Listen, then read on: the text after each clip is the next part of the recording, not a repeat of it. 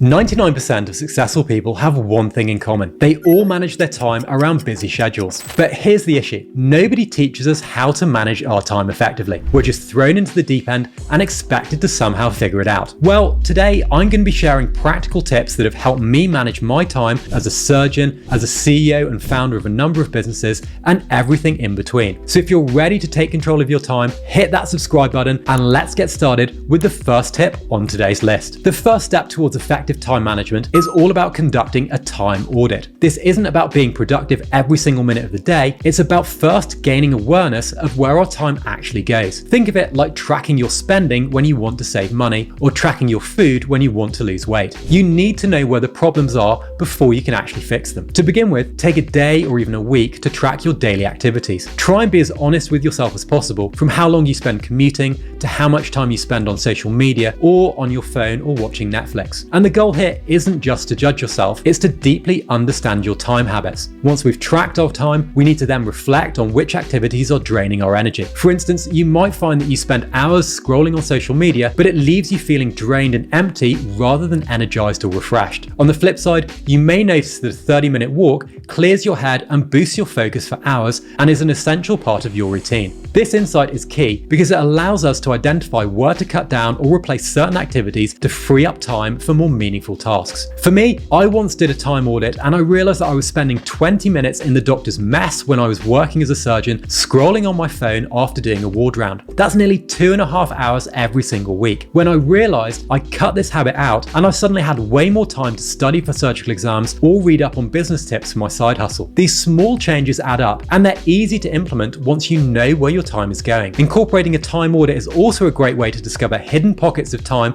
that could be better utilized in your day or your week. And it can really surprise you how much of your day actually gets eaten up by distractions. Even just 15 minutes of unproductive work repeated multiple times throughout a day can add up to hours over the course of a week or a month. So by auditing our time, we can empower ourselves to make intentional changes that really align with our longer term goals. Now, the concept of batching tasks is a simple yet highly effective way to boost productivity. Instead of bouncing from one task to another, which eats up our time and our mental energy, batching encourages us to group similar tasks together and avoid task switching. By focusing on one type of task at a time, we reduce our cognitive load of that constant switching. For example, I used to keep my emails and Slack open during deep work sessions, which was a massive productivity killer as the notifications would pull me out of my flow and made it much harder to then dive back in. Now, I set aside specific times during the day to check emails and messages, and this allows me to fully immerse myself in my work without interruptions during other periods. By batching these small but frequent tasks, I found that my focus improved and the quality of work went up too. And it's about creating those boundaries with your time and giving yourself the mental space to do your best work. And batching isn't just limited to work tasks on a daily basis. It applies to personal things too. For example, instead of making several small trips to the grocery store throughout the week, why not plan one big shop and save yourself loads of time? The same goes for cooking. If you do a big cook on a Sunday night, you can then make lots of meals during the week, which saves you time going to the shops and cooking new meals on the fly. You'll not only save time, but also reduce the mental fatigue that comes with constantly switching gears. Step number 3 is prioritizing productively. And it might sound obvious, but it's one of the most vital aspects of time management, yet it's something that many of us overlook when we're busy. We often get caught up in tasks that feel urgent, but actually aren't that important. The key to effective prioritization is aligning your daily actions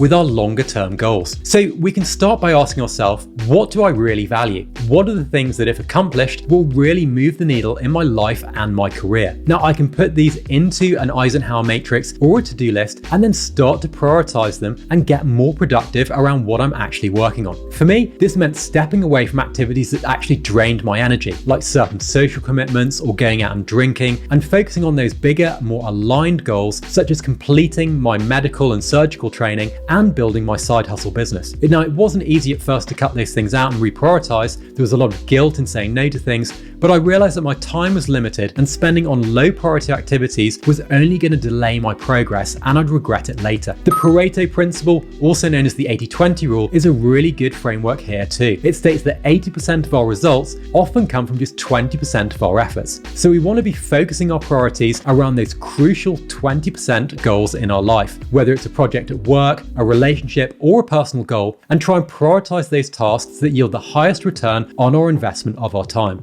Ultimately, prioritizing productively is about having the courage to say no to things that don't serve you. If partying or certain friendships don't align with our goals, it's perfectly okay to step back. And this doesn't mean cutting people or activities out entirely, but rather being mindful of how they fit into our wider, longer term objectives. When you get clear on your priorities, you'll naturally start spending your time more wisely. Now, contrary to popular belief, scheduling doesn't need to be rigid. A flexible schedule is one that provides structure without feeling too restrictive. The idea here is to create a system that works best for you that doesn't work against you. Personally, I like to plan my days the night before and my weeks the week before, giving me clarity when I wake up so that I don't waste any cognitive energy trying to figure out what I need to do next. This simple habit planning trick helps me to be more productive and has been an absolute game changer. A flexible schedule is more than just planning your work tasks. It's about time blocking both work and intentional rest. Many people forget to schedule downtime, which can then lead to burnout. So by allocating specific times for relaxation, whether it's watching Netflix or playing on your PlayStation, you give yourself permission to unwind without guilt. And this balance is crucial for longer term productivity.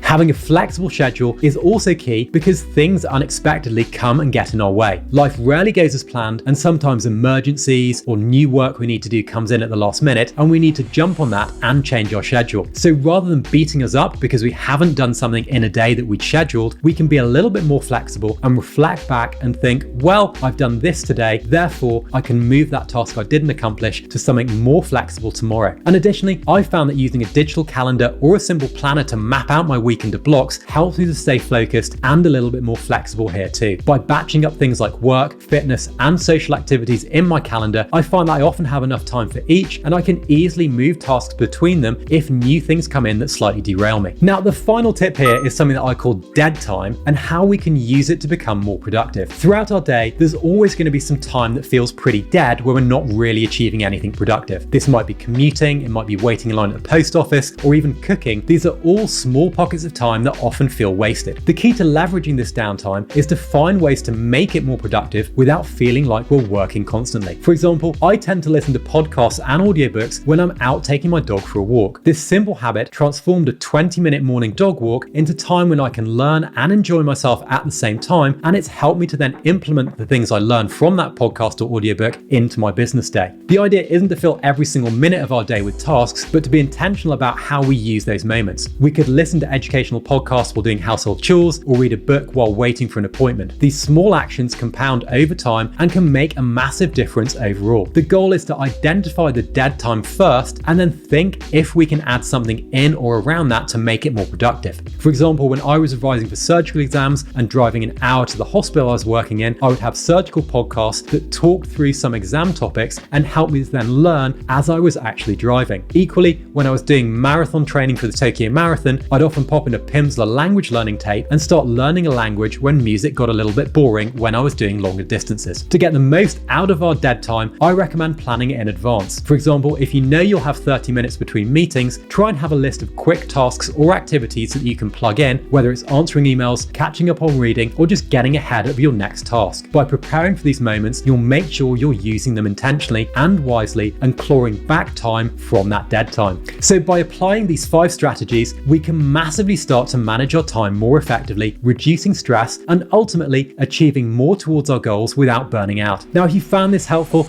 make sure you check out this video about how I use AI tools to boost my productivity and manage my time even more effectively. Thanks so much for watching and for subscribing, and I'll catch you again in the next video. See ya.